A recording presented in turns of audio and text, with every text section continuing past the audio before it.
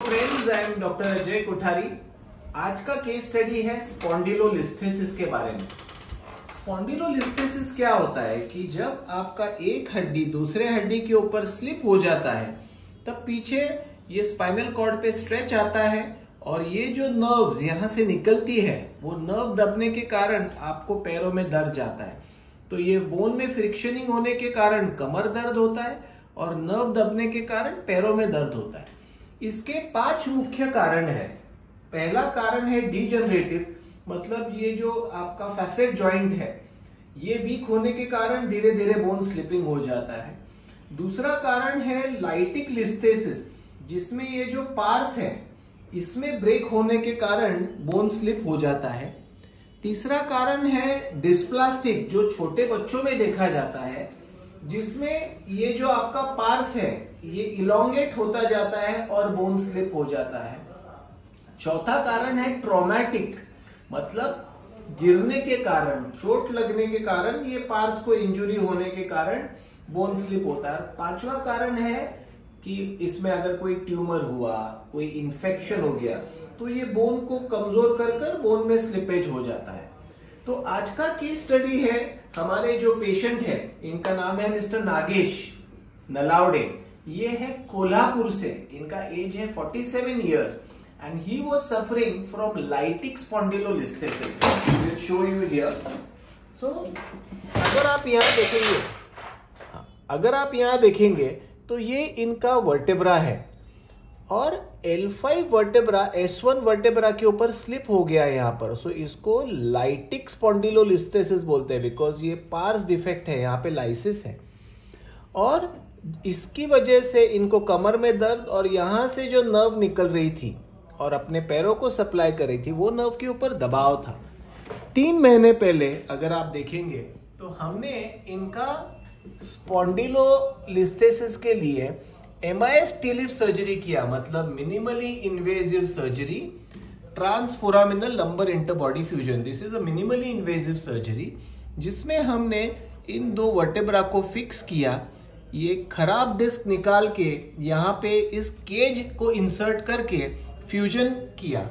अगर आप देखेंगे तो पहले ये 2 वर्टेब्रा के बीच में कुछ भी गैप नहीं था, but after we insert this 12 mm का केज ये डिस्क हाइट एकदम डिस्ट्रैक्ट हो जाती है और यहां से जो नर्व निकलती है वो पूरी फ्री हो जाती है।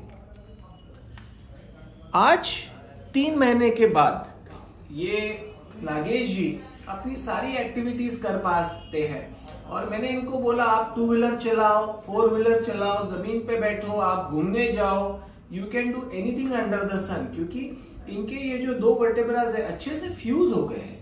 तो आज नागेश जी से हम समझेंगे कि इनको क्या तकलीफ था और आफ्टर दिस लिस्थेसिस फ्यूजन सर्जरी ये कैसे महसूस कर रहे हैं। बोला नागेश जी, मराठीत बोलू शकता। नमस्ते, मी नागेश नलावडे, कोल्हापूर शिरोली। मला 2 वर्षापासून उभारता येत नव्हतं, एका ठिकाणी 5 मिनिटं बसता येत नव्हतं। मी कम्प्लीट डिस्टर्ब झालो होतो, मला काहीच काम पण करता येत नव्हतं, कुठं टू व्हीलरवर जात नव्हतो, काही नाही, घरी झोपून मी 1 वर्ष काढलं।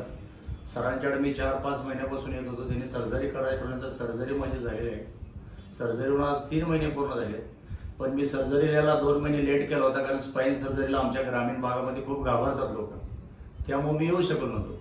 पण 2 महिन्यानं सरांची भेटून पूर्ण मनाची तयारी करून सरांनी गॅरंटी दिली तर केली। मी आता 80 ते 90% 3 महिन्यानंतर मी कव्हर झालेलो आहे आणि आता राहिलेले 10% एक्सरसाइज मध्ये सर होऊन जाईल म्हणजे। आता मला आता स्वतःची सर्जरी झाली असं मला काही स्वतःला जाणवत नाही, तेव्हा मी आता नॉर्मल लाईफ पूर्ण म्हणजे फ्री वाटायला मला। आता मी पूर्ण डिस्टर्ब होतो, फॅमिली पूर्ण डिस्टर्ब होती, तर ग्रामीण भागातल्या लोकांनी सर्जरी करण्यासाठी स्पाइनचे घाबरू नये हे माझं एवढं सांगणं आहे। सो जसं हे सांगत होते की सर्जरी म्हटलं की लोकांमध्ये भीतीचं वातावरण नक्कीच निर्माण होतं। त्यांना वाटतं की माझं जर ऑपरेशन झालं तर मला पॅरालिसिस होऊन जाईल, मला चालता येणार नाही, मला मांडी घालून बसता येणार नाही, मला वागता येणार नाही। पण मित्रांनो, आजच्या या मॉडर्न जगात जेव्हा आपल्याकडे रोबोटिक तंत्रज्ञान आहे, O arm, neuro navigation, radio frequency probes, ultrasonic bone scalpel आणि न्यूरो मॉनिटरिंग अशा विविध टेक्नॉलॉजी असल्यामुळे आम्ही काय म्हणतो की in today's era spine surgery is safe and effective. आणि जर आपण ही सर्जरी नाही केली तर मग त्या नसा कमजोर होऊन कालांतराने चालणं फिरणं आपलं बंद पडू शकतं। आणि असे कित्येक पेशंट आम्ही बघतो की ज्यांना खरंच गरज आहे शस्त्रक्रियेची, पण ते शस्त्रक्रिया करून घेत नाही आणि आज ते एकदम अपंग जीवन जगत आहेत। तर मित्रांनो, आजची ही केस स्टडी लिस्थेसिस बरोबर होती। मला खात्री आहे की तुम्हाला ही आवडली असेल। धन्यवाद।